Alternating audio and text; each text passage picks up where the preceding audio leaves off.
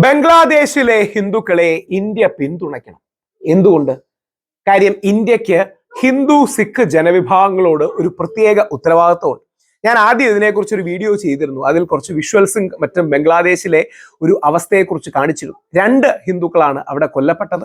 വ്യാപകമായി ഹിന്ദു സമൂഹത്തിന് നേരെ ഒരു ഭീതിയുടെ അവസ്ഥ നിലനിൽക്കുന്നു എന്നുള്ളതും സത്യമാണ്. അവിടെ എന്തുകൊണ്ടാണ് ഇന്ത്യ അടക്കമുള്ളവർ നിലപാടെടുക്കേണ്ടത്, ഇടപെടേണ്ടത്? അത് മഹാത്മാഗാന്ധി 1947 തന്നെ പറഞ്ഞ നിലപാടാണ്. പാകിസ്ഥാനിലും ഈസ്റ്റ് പാകിസ്ഥാനിലും വെസ്റ്റ് പാകിസ്ഥാനിലും, അതായത് ഇന്നത്തെ പാകിസ്ഥാനിലും ബംഗ്ലാദേശിലും പെട്ടുപോയ അല്ലെങ്കിൽ ബംഗ്ലാദേശിലുമായ ഹിന്ദു സിഖ് വിഭാഗങ്ങളോട് നമുക്ക് എന്നും ഒരു എക്സ്ട്രാ കരുണ വേണം. കാരണം നമ്മളൊരു സെക്കുലർ മതേതര മതസൗഹാർദ്ദ ബഹുസ്വര രാജ്യമാണ്. എന്നാൽ പാകിസ്ഥാനും ബംഗ്ലാദേശും അങ്ങനെ അല്ല ആയത്. അവിടെ ഇപ്പോഴും നമുക്കറിയാം കലാപകലുഷിതമായ ഒരുപാട് കാര്യങ്ങളുണ്ട്. പട്ടാള അട്ടിമറികൾ നടന്നു. പഴയ പ്രധാനമന്ത്രിമാരെ പട്ടാളം അടക്കം വധിക്കുന്ന ചരിത്രങ്ങളൊക്കെ ഉണ്ടായി. അപ്പോൾ അവിടെ കുറെ കൂടെ ശാന്തി ഇല്ലാത്ത അവസ്ഥയുണ്ടെന്ന് നമുക്കറിയാം. അതിന് മതപരമായ കാര്യമൊന്നുമില്ല, ചരിത്രപരവും രാഷ്ട്രീയപരവുമായ കാരണങ്ങളാണ് ഉള്ളത്. അവിടെയാണ് ഞാൻ മുമ്പ് ഒരു വീഡിയോ ചെയ്തിരുന്നു, പക്ഷേ ഫേസ്ബുക്ക് അത് പബ്ലിഷ് ചെയ്യാൻ അലോ ചെയ്തില്ല. അതിലെ വിഷ്വൽസ് ഒക്കെ ഞാൻ കുറെ ഒറിജിനൽ വിഷ്വൽസ് ഒക്കെ എടുത്ത് ചെയ്തിരുന്നു. ഈ വിഷ്വൽസും അതിനോട് സംബന്ധിച്ചുള്ളതാണ്. ഈ പോസ്റ്ററിലൊക്കെ ആ വിഷ്വൽസ് ഉണ്ട്. അതുകൊണ്ട് സ്ട്രൈക്ക് കിട്ടില്ല എന്ന് വിശ്വസിച്ചാണ് നിങ്ങളോട് പറയുന്നത്. ബംഗ്ലാദേശിലെ ഹിന്ദുക്കളെ നമ്മൾ ഇന്ത്യ പിന്തുണയ്ക്കണം. ബംഗ്ലാദേശിൽ അങ്ങനെ ആക്രമിക്കപ്പെട്ട ബ്ലാസ്ഫമി, വ്യാജമായി മതനിന്ദ ആരോപിക്കപ്പെട്ട അവിടെ നമ്മുടെ ഹിന്ദു സഹോദരനെ, ബംഗ്ലാദേശി ഹിന്ദു സഹോദരനെ ആക്രമിക്കുകയും മറ്റും ചെയ്തു. ആ ഹിന്ദു സിഖ് സമൂഹങ്ങൾക്ക്, ഇപ്പോൾ സിഖുകാർക്കെതിരെ ഇല്ല, പക്ഷേ ഹിന്ദു സിഖ് സമൂഹങ്ങൾക്ക് പിന്തുണ കൊടുക്കണമെന്നുള്ളത് മഹാത്മാഗാന്ധിയുടെ നിലപാടാണ്. കാര്യം അത് ചരിത്രപരമായ ഒരു യാഥാർത്ഥ്യമാണ്. യൂനസ് നോബൽ സമ്മാന ജേതാവാണ്. പക്ഷേ അമേരിക്കയുടെ അടക്കം പിന്തുണയോടുകൂടി അവിടെ ഭരണത്തിലേറിയ ശ്രീ യൂനസിന്റെ ഭരണം അവിടെ പരാജയമാണെന്നാണ് നമ്മൾ തിരിച്ചറിയുന്നത്. രണ്ടാമതൊരു ഹിന്ദുവിനെ കൊന്നപ്പോൾ അത് യഥാർത്ഥത്തിൽ മതപരവും സാമുദായികവും അല്ല, അവിടുത്തെ ഒരു ഗ്യാങ് വാർ ആണെന്നൊക്കെ അവർ പറയുകയുണ്ടായി. ശരിയാകാൻ സാധ്യത കുറവാണ്. കാര്യം അന്താരാഷ്ട്ര തലത്തിൽ ബംഗ്ലാദേശിന് സമ്മർദ്ദം വരുന്നതുകൊണ്ടും ഇന്ത്യയുടെ നടക്കം സമ്മർദ്ദം വരുന്നതുകൊണ്ടും അവരൊരു പക്ഷേ ഒരു ഡിഫൻസിന് വേണ്ടി അങ്ങനെ അല്ല എന്ന് പറഞ്ഞതായിരിക്കാം. അതിനാണ് സാധ്യത കൂടുതൽ. ഷെയ്ഖ് ഹസീന അടക്കമുള്ളവരെ ഇന്ത്യ സംരക്ഷിക്കുകയും മറ്റും ചെയ്യുന്നുണ്ട്. തീവ്ര ഇസ്ലാമിസ്റ്റ് നിലപാടെടുക്കുന്നവരാണ് ബംഗ്ലാദേശിൽ അപ്പർ ഹാൻഡ് കിട്ടുന്നത്. ഒരു കാരണവശാലും അത് പാടില്ല. നേരെ തിരിച്ച് അവിടെയും മിതവാദികളെ പ്രൊമോട്ട് ചെയ്യണം. ശ്രീ യൂനസ് വന്നപ്പോൾ എല്ലാവരും പ്രതീക്ഷിച്ചിരുന്നത് അവിടുത്തെ ഗ്രാമീൺ ബാങ്ക് അടക്കം ഒരുപാട് കാര്യങ്ങളിൽ മുന്നേറ്റം കൊണ്ടുവന്ന നോബൽ സമ്മാന ജേതാവൊക്കെ ആയ ഒരു വ്യക്തി കുറെ കൂടെ ബാലൻസ്ഡ് ആയി കാര്യങ്ങൾ ചെയ്യുമെന്ന് പ്രതീക്ഷിച്ചു. വേണ്ട രീതിയിൽ അത് വന്നിട്ടില്ല. ബംഗ്ലാദേശിന്റെ ആഭ്യന്തര രാഷ്ട്രീയമൊക്കെ നമുക്കറിയാം. ഷെയ്ഖ് ഹസീനയും ഖാലിദ് സിയെ അടക്കമുള്ള അവരുടെ ഒരു ദ്വന്ദ്ങ്ങളും മറ്റുമുണ്ട്.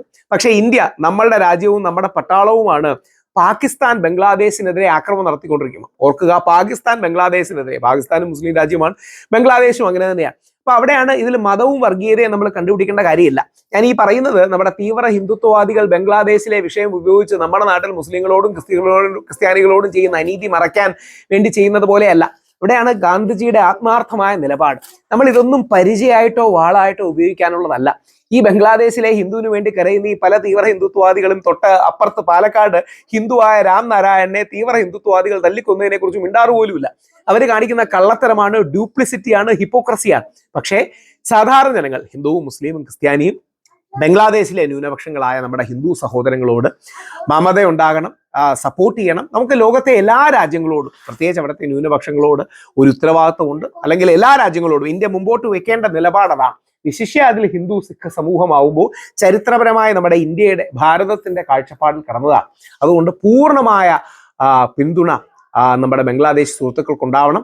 എനിക്ക് അതിൽ അഭിമാനത്തോടെ പറയാൻ കഴിയുന്നത് അവിടുത്തെ നമ്മുടെ ശ്രീകൃഷ്ണ, അല്ലെങ്കിൽ അവിടുത്തെ ശ്രീകൃഷ്ണ അസോസിയേഷൻ, ശ്രീകൃഷ്ണന്റെ ഭക്തന്മാരായ ഇസ്കോൺ അടക്കമുള്ള പ്രസ്ഥാനങ്ങൾ കഴിഞ്ഞ തവണ സമാനമായ ഒരു പ്രശ്നം ഉണ്ടായപ്പോൾ 9 പേരെ ടാഗ് ചെയ്താണ് ട്വീറ്റ് ചെയ്തത്.